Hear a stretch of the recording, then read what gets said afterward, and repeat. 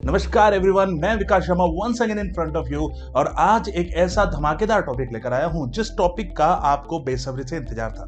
ये टॉपिक क्या है? ये टॉपिक है इंटीरियर एक्सटीरियर डिजाइनिंग। अब क्या होती है interior exterior designing? Interior exterior designing को आगे बढ़ने से पहले अगर आप मेरे चैनल पे बिल्कुल नए हैं तो मैं इसी तरीके के एनिमेशन मल्टीमीडिया के कंटेंट प्रोवाइड कराता हूं और बताता हूं कि कैसे अल्टीमेट करियर आप इसमें बना सकते हैं। सो मेरे चैनल को लाइक करें, सब्सक्राइब करें, शेयर करना ना भूलें, जिससे मेरे वीडियोस की सभी नोटिफिकेशन आपको समय पर मिल जाए। और अगर आप ऑलरेडी मेरे पुराने सब्सक्राइबर है तो आप सबके पेशेंस का लाख लाख धन्यवाद। उसके साथ ही थोड़ा सा फ्रीक्वेंसी इन दिनों काफी कम रही है, लेकिन आई प्रॉमिस कि अब ऐसी शिकायत आपको दोबारा नहीं मिलेगी। तो ज्यादातर आपने देखा होगा कि जब कभी भी कोई भी घर बनता है, कोई बिल्डिंग डिजाइन होती है या किसी भी तरीके का आर्किटेक्चर कंस्ट्रक्शन किया जाता है तो बनने से पहले ही आपको पहले ही उसका एक फोटो या उसका एक वीडियो मिल जाता है जिसको देखकर आप ये अंदाजा लगा लेते हैं कि ये बनने के बाद कैसा लगेगा। और उसका जो फील है वो उस ओरिजिनल से भी ज्यादा बेटर आता है। ये आपने अक्सर देखा होगा, अपने आस पड़ोस में देखा होगा, या फिर आपने अगर अपना घर का कभी कंस्ट्रक्शन कराया होगा तो आपको पता होगा कि उसको बनाने से पहले उसको पहले एक 3D फॉर्म में, रियलिस्टिक फॉर्म में बना लिया जाता है। इसी को कहते हैं 3D exterior and interior designing. और यही है आज का हमारा मेन टॉपिक और यही है सबसे ज्यादा करियर अपॉर्चुनिटी के ऑप्शन। लेकिन कैसे आप इस पे ऑप्ट कर सकते हैं इसको हम आगे वीडियोस में समझेंगे। सो इस इंडस्ट्री को समझने से पहले हमें यह समझना होगा कि पूरा जब कंस्ट्रक्शन किया जाता है तो कंस्ट्रक्शन का कॉन्सेप्ट होता कैसे है और क्या प्रोसेस ये चलता है। क्योंकि अकॉर्डिंग टू प्रोसेस हम ये समझ पाएंगे कि हमारा जो रोल होगा एज इंटीरियर एक्सटीरियर डिजाइनर या फिर 3D आर्किटेक्चर डिजाइनर वो कैसा होगा और कहां पर होगा। सबसे पहले जब किसी भी तरीके की रिक्वायरमेंट को जनरेट किया जाता है तो उस रिक्वायरमेंट में सबसे पहली चीज होती है जिसको हम कहते हैं कस्टमर रिक्वायरमेंट। यानी कि अगर मान लीजिए बीइंग एज कस्टमर मुझे रिक्वायरमेंट है कि मुझे एक बिल्डिंग बनवानी है और उस बिल्डिंग का मुझे 3D डिजाइन बनवाना है, या बनाने से पहले मैंने सिर्फ सोचा है कि मुझे वो बनवाना है, तो मैं क्या करूंगा, मैं एक सूटेबल आर्किटेक्ट फाइंड करूंगा। वो उस आर्किटेक्ट के साथ मिलकर मैं क्या करने वाला हूं, मैं अपनी रिक्वायरमेंट को डिस्कस करूंगा कि मुझे कुछ इस तरह से कंस्ट्रक्शन चाहिए, इस कंस्ट्रक्शन में मैं ये सब चीजें चाहता हूं, ये फैसिलिटीज चाहता हूं, यहाँ पार्किंग चाहता हूं, इस तरीके से एमिनेट्स मुझे चाहिए। सो मेरा आर्किटेक्ट क्या करेगा, वो आर्किटेक्ट मेरी नीड के हिसाब से एक रफ फॉर्मेट मेरे लिए डिजाइन करेगा। उस फॉर्मेट के अकॉर्डिंग मेरी वो सभी नीड उसमें फुलफिल हो रही होगी। ये हुआ प्रोसेस नंबर 1, जिसको पूरा लेआउटिंग या पेपर वर्क कह सकते हैं, जो आप किसी भी कंस्ट्रक्शन से पहले करते हैं। नाउ स्टेप नंबर 2, जो आर्किटेक्ट है वो मेरी रिक्वायरमेंट में ये भी देखेगा कि मेरी रिक्वायरमेंट जो जो पूरी हो रही है उसमें कौन सी एमिनेट कौन सी दिशा में होनी चाहिए और किस तरीके का उसमें वर्किंग होना चाहिए। लाइक यहाँ पे हम कह सकते हैं इस पर वास्तु, तो वास्तु के हिसाब से वो मेरा पूरा एंटायर डिजाइन बना के रख देगा। नाउ अब जो प्रोसेस नंबर 3 होगा, उस प्रोसेस नंबर 3 में हमारा आर्किटेक्ट क्या करेगा कि वो आर्किटेक्ट जो भी डिजाइन बनाया है उसको एक 2D लेआउट में डिजाइन कर देगा। उसके साथ ही एक विजुअलाइजर की उसको मदद पड़ेगी। अब विजुअलाइजर क्या करेगा, विजुअलाइजर यानी ये वो पर्सन है जो है इंटीरियर एक्सटीरियर डिजाइनर। नाउ अब ये इंटीरियर एक्सटीरियर डिजाइनर क्या करेगा कि जो भी कस्टमर की रिक्वायरमेंट है उस रिक्वायरमेंट के हिसाब से उस बिल्डिंग को कैसा दिखाना है, उसके इंटीरियर को कैसा दिखाना है, उसके एक्सटीरियर को कैसा दिखाना है, ये सब वो प्लान करेंगे। और यहीं पर बिल्डिंग एक रूप लेना शुरू करती है और यहीं पर इस रूप के अकॉर्डिंगली ही कस्टमर को सेटिस्फेक्शन मिलता है कि जो मेरा कंस्ट्रक्शन है वो बनने के बाद दिखेगा कैसे एक्चुअल में। और यही उस पूरे प्रोजेक्ट की एक्चुअल जान होती है अगर हम इसको खुले तौर पर देखें तो। कारण क्या होता है, क्योंकि जब कभी भी कोई भी बिल्डिंग में कोई भी कस्टमर पैसा लगाना चाहता है तो वो ये हमेशा चाहता है कि यार बनने के बाद प्रोजेक्ट दिखेगा कैसे। और यहीं पर एक्सटीरियर और इंटीरियर डिजाइनर का मेन रोल प्ले होता है। यानी अगर मैं कहूं कि आर्किटेक्चर से भी ज्यादा अगर किसी को इंपॉर्टेंस देनी चाहिए तो वो है इंटीरियर एंड एक्सटीरियर डिजाइनर को। उसके बाद जब यहां पर ये प्लानिंग फाइनलाइज हो जाती है और ये पूरा व्यू फाइनलाइज हो जाता है, देन अगेन जो आर्किटेक्ट है इस प्लानिंग और व्यूज के हिसाब से फाइनल ड्राइंग्स कस्टमर को प्रोवाइड कराता है और कस्टमर उन ड्राइंग के आधार पर अपना कॉन्ट्रैक्ट, चाहे तो वो architect as a contractor deal करें और वही उनका कंस्ट्रक्शन आगे बढ़ाए, या फिर जो भी इंडिपेंडेंट कॉन्ट्रैक्टर्स होते हैं उन कॉन्ट्रैक्टर्स के थ्रू उन ड्राइंग्स की मदद से वो पूरा कंस्ट्रक्शन डन कराया जाता है। और यहीं पर इस पूरे प्रोसेस को हम कहते हैं कंप्लीट आर्किटेक्चर प्लानिंग से लेकर एंटायर क्रिएशन तक का प्रोसेस। अब इस पूरे प्रोसेस में आपने देखा होगा जो मेन रोल जो प्ले कर रहा है वो रोल है इंटीरियर एंड एक्सटीरियर डिजाइनर। यानी एक ऐसा क्रिएटिव पर्सन जिसकी डिजाइनिंग ही उस मकान को एक्चुअल लुक देने वाली है। उसी की डिजाइनिंग के अकॉर्डिंगली मकान में किस तरह का कलर किया जाएगा, किस तरीके के ग्लासेस यूज किए जाएंगे, कैसा उसके अंदर लाइटिंग होगा, किस तरीके से उसका एलिवेशन डिजाइन होगा, उसका पूरा एंटायर 0 to 100 जो लुक है वो लुक सिर्फ और सिर्फ ये डिजाइनर ही मेंटेन करके देता है। अब हम ये समझते हैं कि जब ये पूरा प्रोसेस चलता है तो इन प्रोसेस को किन एप्लीकेशंस और सॉफ्टवेयर्स की मदद से किया जाता है और इनके थ्रू आप ये काम घर में भी कर सकते हैं। जब कभी भी कोई भी कंस्ट्रक्शन प्लानिंग की जाती है तो उस कंस्ट्रक्शन प्लानिंग में सबसे पहला पार्ट होता है जिसको कहते हैं हम 2D लेआउटिंग, यानी कि जो एक रफ डायग्राम बनाया गया था। Rough diagram in the sense कि कौन सी चीज कहां प्लेस होगी, कौन सा रूम कहां होगा, किस तरीके के ऑफिसेस कहां होंगे, पार्किंग, टॉयलेट, वॉशरूम, एवरीथिंग, कौन सी चीज किस लोकेशन में होगी एज पर प्रॉपर वास्तुशास्त्र या according to their own believe, उसके हिसाब से इन सब को बनाया जाएगा 2D लेआउटिंग के अंदर। और ये 2D लेआउटिंग जो बनाई जाती है इसको बनाया जाता है यूजुअली, अगर इंडस्ट्री की बात करें तो ऑटोकैड एक ऐसा एप्लीकेशन है जिसकी मदद से ये बनाया जाता है। उसके साथ ही अगर आप ऑटोकैड में नहीं जाना चाहते हैं तो कोरल ड्रॉ की मदद से भी इस 2D लेआउटिंग को बनाया जाता है।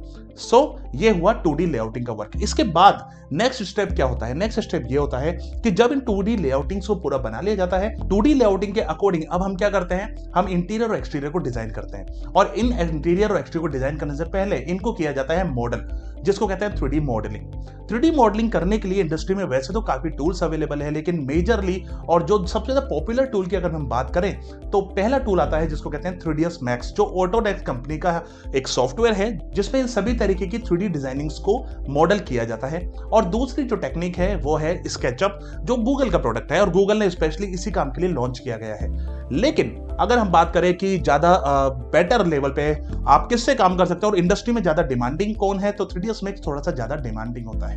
सो यहाँ पर जब इस तरीके से पूरा मॉडल बन जाता है तो हमें बिल्डिंग कुछ इस तरीके से नजर आती है। अब बिल्डिंग तो हमारे पास बन गई है, तो अब जरूरत है बिल्डिंग को कलर देने की और टेक्सचर देने की, यानी कौन सी बिल्डिंग में कहां पर क्या कलर होना चाहिए, किस तरीके का टेक्सचर होना चाहिए, कहां कैसी टाइल्स होनी चाहिए, किस तरीके का बैकग्राउंड होना चाहिए। ये सारी जो इन्फॉर्मेशन है ये टेक्सचरिंग के अंदर आती है। और इस इंफॉर्मेशन के लिए जो सबसे ज्यादा पॉपुलर टूल है वो है एडोब फोटोशॉप। फोटोशॉप की मदद से सभी तरीके के टेक्सचर्स को डिजाइन किया जाता है और इन टेक्सचर्स को यहां पर अप्लाई किया जाता है। यानी अब बिल्डिंग जो है उस बिल्डिंग के पास बॉडी आ चुकी है और उस पर कलर आ चुका है, लेकिन अभी भी वो रियलिस्टिक नहीं लगेगी।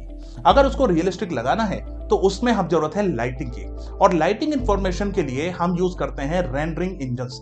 अब मोस्ट ऑफ द केस में अगर 3D आर्किटेक्चर में हम रेंडरिंग इंजन्स की बात करें तो दो मोस्ट पॉपुलर रेंडरिंग इंजन्स हैं जो यहां पर बहुत ज्यादा पॉपुलर है। Number 1 which is V Ray, number 2 Lumion. अब ये दोनों ही ऐसे एप्लीकेशंस है जिसकी मदद से किसी भी लेवल की रियलिस्टिक रेंडरिंग आप कर सकते हैं। कौन ज्यादा बेटर है, कौन कम बेटर है, ऐसा कुछ नहीं है। दोनों में लगभग इक्वल कह सकते हैं पोटेंशियल है, पावर है, और बहुत अच्छे लेवल पे दोनों ही अच्छा परफॉर्म करते हैं। बस फर्क इस पे पड़ता है कि कौन किसके साथ कितना यूज्ड टू है। लेकिन अगर हम बात करें इंडस्ट्री में ज्यादा हैंडी क्या है, तो लोग ज्यादातर वी-रे को ज्यादा प्रेफर करते हैं जो 3ds Max के साथ सपोर्ट पे चलता है। मोस्ट ऑफ द केस में वी-रे के साथ काफी अच्छा सेटिस्फैक्टरी आपको क्वालिटीज मिलती है, और इंडस्ट्री में जितनी भी रियलिस्टिक और फोटो रियलिस्टिक क्रिएशन है वो ज्यादा वी-रे के साथ किया जाता है।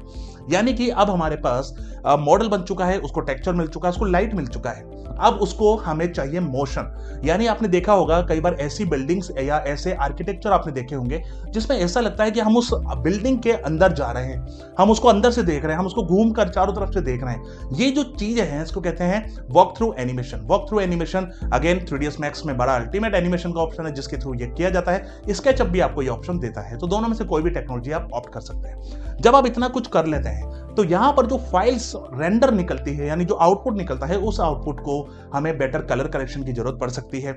उसके साथ ही उसमें कुछ और नए एलिमेंट्स ऐड करने की जरूरत हमें पड़ सकती है, और इसके लिए हमें जरूरत पड़ती है कंपोजिशंस की। और कंपोजिशन में हमें टेक्स्ट, हमें साउंड, हमें कलर ग्रेडिंग और भी अदर इफेक्ट की अगर जरूरत है तो हम आफ्टर इफेक्ट की मदद से ये काम करते हैं। यानी अब आपको क्लियर हो चुका है कि अगर आप किसी भी तरीके का विजुअलाइजेशन बनाना चाहते हैं और अगर आप एज अ इंटीरियर और एक्सटीरियर डिजाइनर आगे बढ़ना चाहते हैं तो आपको कौन कौन सी एप्लीकेशंस पे अच्छी पकड़ होनी चाहिए, क्योंकि ये पकड़ होने के बाद ही आप इन सभी के अंदर मास्टरी कर सकते हैं। अगर मैं इतना कंफ्यूजिंग ना करूं और मैं आपको कुछ बेसिक एप्लीकेशन बताऊं जिन 4 एप्लीकेशन की मदद से आप ये कर सकेंगे, तो नंबर 1 ऑटोकैड सीखिए, नंबर 2 3ds Max सीख लीजिए, फोटोशॉप सीख लीजिए और आफ्टर इफेक्ट सीख लीजिए। 4 एप्लीकेशन के बाद आप किसी भी कंपनी में as a interior exterior designer apply कर सकते हैं और काफी अच्छी सैलरी पैकेजेस में वहां पे ज्वाइन कर सकते हैं, और करियर अपॉर्चुनिटी इसके बाद उसमें बहुत ही ज्यादा भी है। ये काफी एक अच्छा ऑप्शन है जिसको आप ऑप्ट करके किसी भी कंपनी में जाके अपना अल्टीमेट करियर बना सकते हैं। अब समझते हैं इनकी करियर अपॉर्चुनिटीज के बारे में। तो यहाँ पर 3 तरीके की करियर अपॉर्चुनिटीज काम करती है। Number 1 as a job. आप किसी भी बड़ी कंपनीज को या इंटीरियर एक्सटीरियर डिजाइनर कंपनीज को ज्वाइन कर सकते हैं, आप किसी आर्किटेक्चर कंपनी को ज्वाइन कर सकते हैं।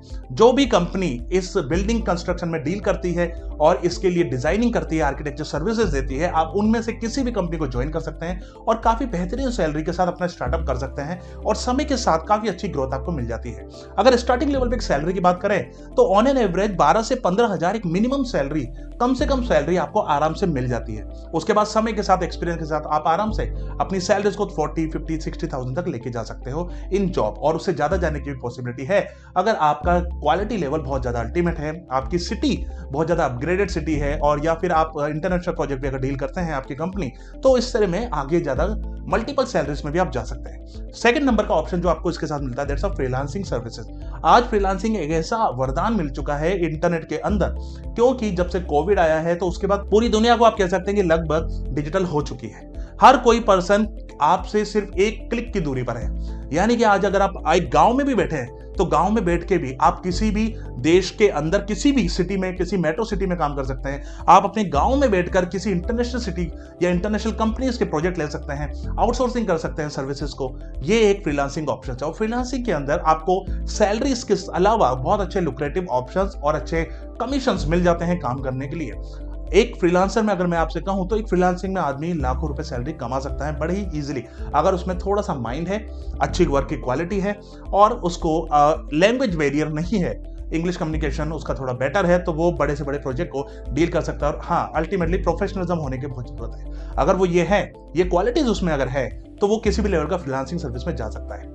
ऑप्शन नंबर 3, अगर आपका कंपनी में वर्क करते करते आपका एक्सपीरियंस काफी बेटर हो चुका है, आपको पूरे प्रोसेस की डिटेल नॉलेज हो चुकी है, और ज्यादातर लोगों को यह देखा गया है कि कोई अगर पर्सन किसी इंटीरियर एक्सटीरियर डिजाइनिंग में 3 से 4 साल या 4-5 साल आराम से डिटेल में काम कर लेता है, तो उसको पूरी डिटेल प्लानिंग की भी नॉलेज हो जाती है। यानी कि अगर किसी भी पर्सन को अपना होम कंस्ट्रक्ट कराना है या किसी बिल्डिंग को कंस्ट्रक्ट कराना है, बिल्डिंग बहुत बड़ा प्रोजेक्ट नहीं, अगर नॉर्मल लेवल की बिल्डिंग भी कंस्ट्रक्ट करानी है, तो उस तरीके के प्रोजेक्ट्स पूरे 0 to 100 इस तरीके के इंटीरियर एक्सटीरियर डिजाइनर खुद ही अपने हैंड से डील कर सकते हैं। उनको किसी आर्किटेक्ट की भी जरूरत नहीं होती है ऐसे केसेस में, क्योंकि इतना एक्सपीरियंस इनको आ जाता है, इनको पता लग जाता है कि किस तरीके से फाउंडेशन दिए जाते हैं, फाउंडेशन प्लानिंग क्या की जाती है, ये सब नॉलेज इनको समय के साथ यूजुअली आ जाती है। क्योंकि ये इतना ब्रेनी सिस्टम नहीं है अगर हम छोटे प्रोजेक्ट से बात करें। क्योंकि आपने देखा होगा अगर किसी को भी घर बनाना है तो घर बनाने के लिए बहुत कम लोग हैं जो आर्किटेक्ट के पास जाते हैं। कई लोग जो ऐसे होते हैं जो नॉर्मल ठेकेदार होते हैं या फिर हमको नॉर्मल कॉन्ट्रैक्टर बोले, वो उन्हीं से अपने घर का कंस्ट्रक्शन करा लेते हैं। लेकिन फिर भी एलिवेशन की जो डिजाइन है और इंटीरियर और एक्सटीरियर की जो डिजाइन है, वो डिजाइनिंग हमेशा उनको सर्विस की जरूरत पड़ती ही है। इसीलिए आप एक छोटी सिटी में भी क्यों ना हो, अगर आपको इंटीरियर एक्सटीरियर की नॉलेज है तो आपके लिए एक अच्छा करियर ऑप्शन अवेलेबल है। और अगर आप ये जानना चाहते हैं कि इस तरीके के करियर कहाँ पे मिलते हैं, कहाँ पे इस तरीके के कोर्सेज मुझे करने हैं, तो आपके नियर बाय सिटीज में आप फाइंड आउट करिए।